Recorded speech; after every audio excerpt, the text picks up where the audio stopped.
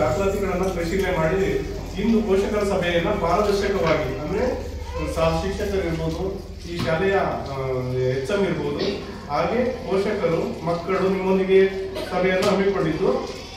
ಹಾಗೆ ಇದರಲ್ಲಿ ಏನೆಲ್ಲ ನೋಡಿದ್ದಾರೆ ಅಂದ್ರೆ ಆಹಾರ ಸಾಮಗ್ರಿಗಳ ಬೇಡಿಕೆ ವಹಿ, ಸರಬರಾಜು ವಹಿ, ಚೆಕ್ ಬುಕ್, ವೋಚರ್ ಬಿಲ್ಗಳು, ಅಡಿಗೆ ಕೊಠಡಿ ಸ್ವಚ್ಛತೆ, ಅಡಿಗೆ ರುಚಿ ಶುಚಿ, ಮಕ್ಕಳ ಭೇಟಿ, ಪೋಷಕರ ಭೇಟಿ, ಮಕ್ಕಳ ದೈಹಿಕ ಸ್ಥಿತಿಗತಿಗಳು, ಹಾಗೆ ಕಾಯಂ ವಸ್ತುಗಳ ದಾಸ್ತಾನು ವಹಿ, ಪೋಷಕರ ಸಭಾ ನಡವಳಿ, ನೀವೇನಾದ್ರೂ ಸಭೆಗೆ ಬಂದಿದ್ರೆ ಅದಿರ್ಬೋದು, ಉಪಯೋಗ ಪ್ರಮಾಣ ಪತ್ರ, ಆಹಾರ ಧಾನ್ಯಗಳು, ಅಡಿಗೆ ಕೊಠಡಿಯಲ್ಲಿ ಇಡುವಂತ ಸಾಮಗ್ರಿ ವಸ್ತುಗಳು, ಹಾಗೆ ವಾರದಿಂದ ವಾರದವರೆಗೆ ಯಾವ್ಯಾವ ದಿನಕ್ಕೆ ಯಾವ್ಯಾವ ತರದ ಊಟ ಇದೆ ಗೌರ್ಮೆಂಟ್ ಚಾರ್ಟ್ ಪ್ರಕಾರ, ಅದ್ರ ಪ್ರಕಾರವಾಗಿ ಇವರು ಏನು ಮಕ್ಕಳಿಗೆ ಊಟವನ್ನ ಕೊಡ್ತಾ ಇದ್ದಾರ ಅಂತ ಎಲ್ಲರೂ ಕೂಡ ಪರಿಶೀಲನೆ ಮಾಡಿ ಇದಕ್ಕೆ ಸಂಬಂಧಪಟ್ಟಂತ ಈ ಸಭೆಯ ಅಧ್ಯಕ್ಷತೆಯನ್ನ ನಮ್ಮ TPO ತಾಲೂಕು ಯೋಜನಾಧಿಕಾರಿಗಳು, ತಾಲೂಕು ಪಂಚಾಯತಿಯವರು ಸರ್ಕಾರದ ಆದೇಶದಂತೆ ಅವರು ವಹಿಸಬೇಕಾಗಿತ್ತು.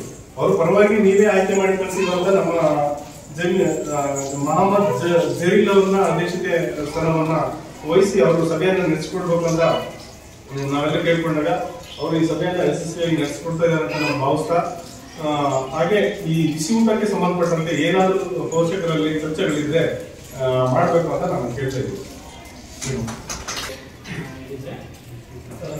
ಬಿಸಿ ಊಟದ ಬಗ್ಗೆ ಒಂದು ನಿಮಿಷ ವಿಡಿಯೋದಲ್ಲಿ ಎಲ್ಲಿಂದ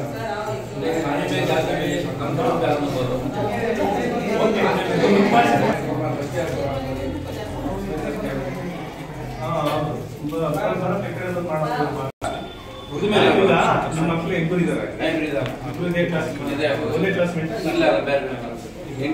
ಆಯ್ತು. ಈ ಬಿಸಿ ಊಟದ ಬಗ್ಗೆ ನಿಮ್ಮ ಅಭಿಪ್ರಾಯ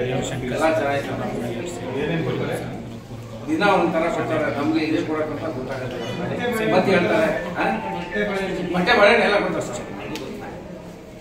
ನೋಡಿ, ಒಂದು ನಿಮಿಷ, ಮಕ್ಕಳು ಮತ್ತೆ ನಿಮ್ಮನ್ನ ಪೋಷಕರನ್ನ ಕೇಳಿ, ಒಂದು ಪೋಷಕರನ್ನ ಭೇಟಿ ಮಾಡಿದಂತ ಸಮಯದಲ್ಲಿ ಎಲ್ಲರೂ ಕೂಡ ಪೋಷಕರು ಇರಲ್ಲ, ಮನೆಗೆ ಕೆಲಸಕ್ಕೆ ಹೋಗಿರ್ತಾರೆ, ಹೌದಾ?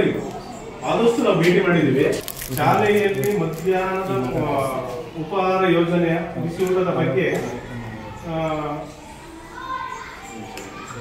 ಮಧ್ಯಾಹ್ನದ ಉಪಹಾರವನ್ನ ನಿರಂತರವಾಗಿ ಊಟ ಮಾಡ್ತಾ ಇದೆಯಾ ಅಂತ ಇದೆ. ಮತ್ತೆ ಶಾಲೆಯಲ್ಲಿ ನಿಮ್ಮ ಮಗುವಿಗೆ ಸಿದ್ಧಪಡಿಸಿದ ಆಹಾರವನ್ನು ನಿಗದಿತ ಪ್ರಮಾಣದಲ್ಲಿ ನೀಡಲಾಗುತ್ತಿದೆಯೇ?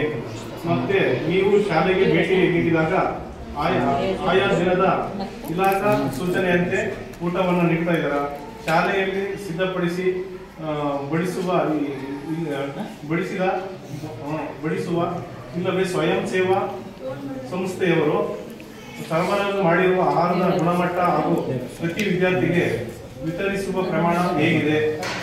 ಶಾಲೆಯಲ್ಲಿ ಸಿದ್ಧಪಡಿಸಿದ ಆಹಾರ ಮಕ್ಕಳಿಗೆ ಸ್ವಚ್ಛ ಸ್ಥಳದಲ್ಲಿ ನೀಡಲಾಗುತ್ತಿದೆಯೇ? ಹಾಗೆ ಶಾಲೆಯಲ್ಲಿ ಶುದ್ಧ ಕುಡಿಯುವ ನೀರನ್ನು ಮಕ್ಕಳಿಗೆ ಕೊಡಲಾಗುತ್ತಿದೆಯೇ? ಹಾಗೆ ಶಾಲೆಯಲ್ಲಿ ಮಕ್ಕಳಿಗೆ ಉಚಿತ ಪೌಷ್ಟಿಕ ಮಾತ್ರೆಗಳನ್ನು ಕೊಡ್ತಾರೆ. ಹಾಗೆ ಶಾಲೆಯಲ್ಲಿ ನಿಮ್ಮ ಮಕ್ಕಳ ದೈಹಿಕ ಆರೋಗ್ಯ ತಪಾಸಣೆಯನ್ನು ಮಾಡಿಸಲಾಗುತ್ತಿದೆಯೇ? ಆದರೆ ಶಾಲೆಯಲ್ಲಿ ಮಕ್ಕಳಿಗೆ ಯಾವುದೇ ಬಗೆಯ ತಾರತಮ್ಯವನ್ನು ಮಾಡುತ್ತಿದ್ದಾರೆ, ಅದರ ತಾರತಮ್ಯ ಇರಬಹುದು. ಹಾಗೆ ಒಂದು ವೇಳೆ ತಾರತಮ್ಯವಿದ್ದಲ್ಲಿ ಪೋಷಕರು ನೀಡುವ ವಿವರಣೆಯನ್ನು ಪ್ರತ್ಯೇಕವಾಗಿ ದಾಖಲೆ ಮಾಡಬೇಕು ಅಂತ ಇದೆ. ಉದ್ದೇಶ ಏನಪ್ಪಾ ಅಂದ್ರೆ ನಿಮಗೆ ಶಾಲಾ ಮಕ್ಕಳ ದಾಖಲಾತಿ ಮತ್ತು ಹಾಜರಾತಿ ಹೆಚ್ಚಿಸಬೇಕು ಅಂತ. ಮಧ್ಯಾಹ್ನದ ಬಿಸಿ ಮಕ್ಕಳು ಶಾಲೆಗೆ ಸರಿಯಾದ ಸಮಯಕ್ಕೆ ಬರಬೇಕು. ಮತ್ತೆ ಹಾಗೆ ಶೈಕ್ಷಣಿಕ ವರ್ಷದ ಮಧ್ಯದಲ್ಲಿ ಶಾಲೆಯನ್ನು ಮಕ್ಕಳು ತೊರೆಯದಂತೆ, ಮಕ್ಕಳು ಶಾಲೆಯನ್ನ ತೊರೆದ ಅಂದ್ರೆ ಬಿಡದಂಗೆ ಓದಿ ಶಾಲೆಯಲ್ಲಿ. ಹಾಗೆ ರಾಜ್ಯದಲ್ಲಿ ಶಾಲಾ ಮಕ್ಕಳ ಅಪೌಷ್ಟಿಕತೆ ಪೋಷಕಾಂಶದ ಕೊರತೆ ಅಂದ್ರೆ ಮಕ್ಕಳಲ್ಲಿ ಯಾವುದೇ ಪೋಷಕಾಂಶಗಳ ಕೊರತೆಯಿಂದ ಇರಬಾರ್ದು, ಅವರು ಚೆನ್ನಾಗಿ ಓದಿ ಎಂದರು. ಹಾಗೆ ಶಾಲಾ ಮಕ್ಕಳ ಕಲಿತ ಸಾಮರ್ಥ್ಯಗಳನ್ನು ಅಭಿವೃದ್ಧಿಸಲು ಅಂದ್ರೆ ಅವರ ಕಲಿತ ಮಟ್ಟವನ್ನು ಉತ್ತಮಪಡಿಸುವ ನಿಟ್ಟಿನಲ್ಲಿ ಈ ಒಂದು PM ಪೋಷಣ್ ಯೋಜನೆಯನ್ನ ಜಾರಿಗೆ ಕಾಯ್ದುಕೊಂಡು ರಾಷ್ಟ್ರೀಯ ಭಾಗವಹಿಕೆಯನ್ನ ಉತ್ತಮಪಡಿಸಬೇಕು ಅಂತ ಹೇಳಿ ಈ ಮಧ್ಯಾಹ್ನ ಬಿಸಿ ಊಟವನ್ನು ಜಾರಿಗೆ ತಂದಿದೆ. ಅದಕ್ಕೆ ಸಂಬಂಧಪಟ್ಟಂತೆ ಏನಾದರೂ ಚರ್ಚೆ ಇದ್ರೆ ಈ ಸಭೆಯಲ್ಲಿ ಮಾಡಿ ಅಂತ ಕೇಳ್ತೀವಿ. स्कूल में खा रहे हैं। क्या तो प्रॉब्लम क्या गैस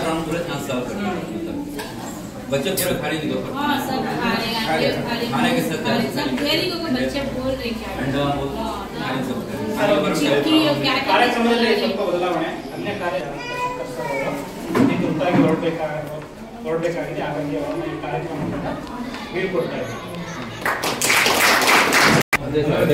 ಮುಕ್ತವಾಗಿ ಚರ್ಚೆ ವಿದ್ಯಾರ್ಥಿ ಯಾರಾದ್ರೂ ಕೊಡ್ತೇವೆ ಬೆಳಿಗ್ಗೆ ಟೈಮ್ ಏನ್ ಕೊಡ್ತಾರೆ, ಮಧ್ಯಾಹ್ನ ಏನ್ ಕೊಡ್ತಾರೆ, ಯಾವ್ಯಾವ ದಿನಗಳಲ್ಲಿ ಏನಾದ್ರು ನೆನಪು ಇದೆ ಹೇಳೋದು. ಬೆಳಿಗ್ಗೆ ಹಾಲು ಕೊಡ್ತಾರೆ,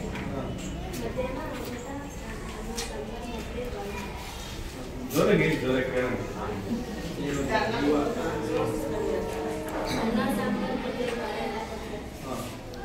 ಈಗ ಸೋಮವಾರ ಏನ್ ಕೊಡ್ತಾರಪ್ಪ? ಸೋಮವಾರ ಏನ್ ಕೊಡ್ತಾರಪ್ಪ ನಿಮಗೆ? ಪಾಪ ಏನ್ ಕೊಡ್ತಾರೆ ಸೋಮವಾರ? ಅನ್ನ ಸಾಂಬಾರು. ಆಮೇಲೆ ಮಂಗಳವಾರ, ಬುಧವಾರ ಮತ್ತೆ ಅನ್ನ ಸಾಂಬಾರು, ಗುರುವಾರ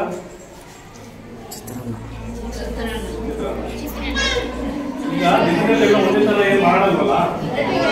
ಮಂಡೆ ಮನೆ ಯಾವಾಗ ಕೊಡ್ತಾರೆ? ಡೈಲಿ ಕೊಡ್ತಾರಲ್ವಾ? ಆಮೇಲೆ ಚುಕ್ಕಿ ಅಂತ ಇದೆ ಅದೇನು ಕೊಡ್ತಾರ? ಅದನ್ನ ನಿಲ್ಸಿದಾರ. ಈಗ ಸರ್ಕಾರ ಏನ್ ಮಾಡಿದೆ, ಯಾವ್ಯಾವ ದಿನ ಏನೇನು ಕೊಡ್ಬೇಕು ಅನ್ನೋ ಚಾರ್ಟ್ ಎಲ್ಲಿ ಹಾಕಿದ್ದೀವಿ ಅಲ್ವಾ? ಅದ್ರ ಪ್ರಕಾರವಾಗಿ ನಿಮಗೆ ಏನು ಊಟ ಕೊಡ್ಬೇಕು, ಆ ಬೆಳಿಗ್ಗೆ ಎಷ್ಟೊತ್ತಿಗೆ ಹಾಕೊಡ್ತಾರೆ?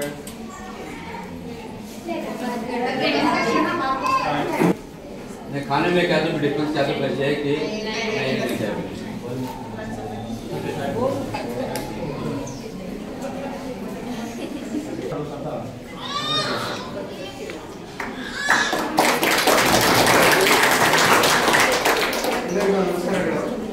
ವೇದಿಕೆ ಮೇಲೆ ಈ ಕಾರ್ಯಕ್ರಮ